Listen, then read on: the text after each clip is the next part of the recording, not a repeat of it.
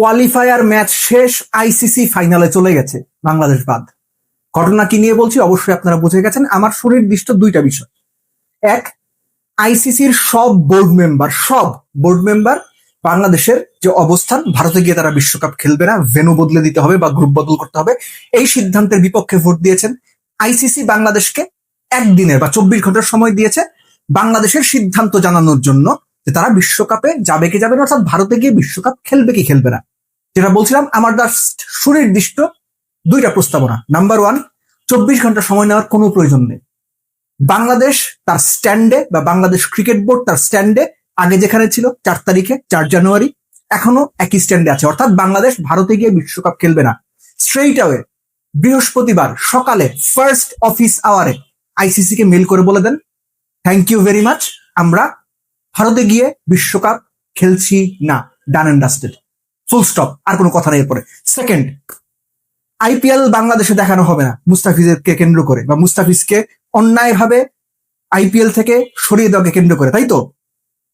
IPL যদি বাংলাদেশে দেখানো না হয়, বাংলাদেশ যেহেতু বিশ্বকাপে খেলছে না কিংবা বাংলাদেশে খেলার সুযোগ দেওয়া হচ্ছে না, বিশ্বকাপও বাংলাদেশে দেখানো যাবে না।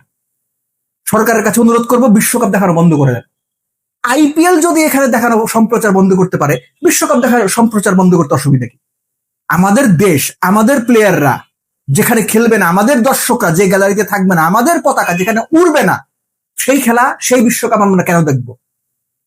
আমি যদি ভুল বলে থাকি কমেন্ট বক্সে বলেন ভুল বলছে, কিন্তু আমি চাই বিশ্বকাপটাও যদি বাংলাদেশ শেষ পর্যন্ত মানে সবকিছু উল্টে দিয়ে বিশ্বকাপ খেলার সিদ্ধান্ত না নেয়, ধরে নিচ্ছে বাংলাদেশ বিশ্বকাপে যাবে না, তাহলে যেন বাংলাদেশে বিশ্বকাপ সম্প্রচার করাও না হয়, এটা আমার অনুরোধ। প্রাণ সসের মাখামাখি টেস্ট বার্গারকে করে তোলে আরো ইয়ামি, আরো জোস। প্রাণ সসের বস। আমরা অপেক্ষায় ছিলাম যে আইসিসির যে মিটিং সেখানে কি হয়। অপেক্ষার ফল যে বাংলাদেশের পক্ষে আসবে না, এটা ভাই আপনি যেমন জানতেন, আমিও তেমন জানতাম, বিসিবিও জানতো। এটা অনেকটা ফর্মালিটির মতো ছিল। তো অফিসিয়ালি বা ফর্মালি আইসিসি তাদের বোর্ড মিটিং এ, বিসিবিতে যে দেখেন যেমন বোর্ড মিটিং হয়, গাড়ি নিয়ে, দামি দামি গাড়ি নিয়ে বিসিবি পরিচালকরা আসে, গণমাধ্যম কর্মীরা ক্যামেরা নিয়ে গাড়ির পাশে পেছনে পেছনে যায়, গাড়ির ভিডিও করে, কে কোন গাড়িতে আসছে এই সমস্ত নিউজ করে। তো ওইখানে কি হয় আমি জানি না, তো তারা ওইরকম করে আসছে, মিটিং করছে, মিটিং করে তাদের সিদ্ধান্ত জানাই দিচ্ছে। ফাইনাল বাংলাদেশেও আমার অনুমান প্রস্তুত ছিল যে এরকম একটা সিদ্ধান্তই আসতে যাবে। সো এতদিন এই যে কথাবার্তা, অমুক দেশ বাংলাদেশের পক্ষে দাঁড়াবে, অমুক দেশ বাংলাদেশকে ভোট দেবে, হ্যান ত্যান, আসলে ভাই স্বার্থের জায়গায় আপনি আপনার স্বার্থ দেখবেন, আমি আমার স্বার্থ দেখব। আপনার স্বার্থ দেখার জন্য আমি দৌড়ে যাব না, আমার স্বার্থ দেখার জন্য আপনি দৌড়ে আসবেন না। সো বাংলাদেশের অবস্থানে ঠিক আছে, বাংলাদেশের বিপক্ষে গিয়ে সবাই তাদের মতো করে অবস্থান জানিয়েছে, বাংলাদেশের বিপক্ষেই ভোট দিয়েছে। সো বাংলাদেশের স্ট্যান্ড কনফার্ম, আগের মতোই বাংলাদেশ বিশ্বকাপে যাবে না। আবারও বলছি, যদি না 360 ডিগ্রি কোনো কিছু উল্টে পাল্টে যায়।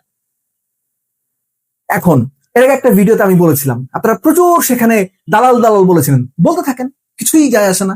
যেটা রিয়েলিটি সেটা হচ্ছে বিশ্বকাপ না খেলার কারণে বাংলাদেশের সামনে যে 3-4টা চ্যালেঞ্জেস আসবে, র্যাঙ্কিং কমে যাওয়া, সরাসরি সামনে টি20 বিশ্বকাপে কোয়ালিফাই করতে না পারা, কোয়ালিফায়ার খেলতে হতে পারে, বাংলাদেশের জন্য জরিমানা হতে পারে, কিংবা একই সঙ্গে বাংলাদেশের সদস্য পদ সাময়িক কিংবা একটু দীর্ঘমেয়াদে স্থগিতের বিষয় হতে পারে, অনেক রকম দুষ্টামি আইসিসি করতে পারে, অনেক রকম সম্ভাবনা আছে।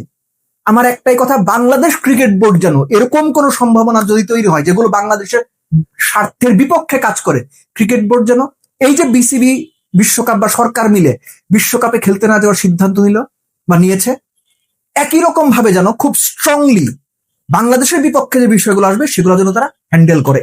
লাস্টলি, এর আগে শুনেছিলাম যে বাংলাদেশ আইসিসির বিরুদ্ধে মানে লেখালেখি হচ্ছিল, আপনার পত্রিকাতেই পড়লাম আমি, যে ক্রীড়া আইন আদালতে আইসিসির বিরুদ্ধে যাবে। যদি তারা যেতে যায়, মোর দেন ওয়েলকাম।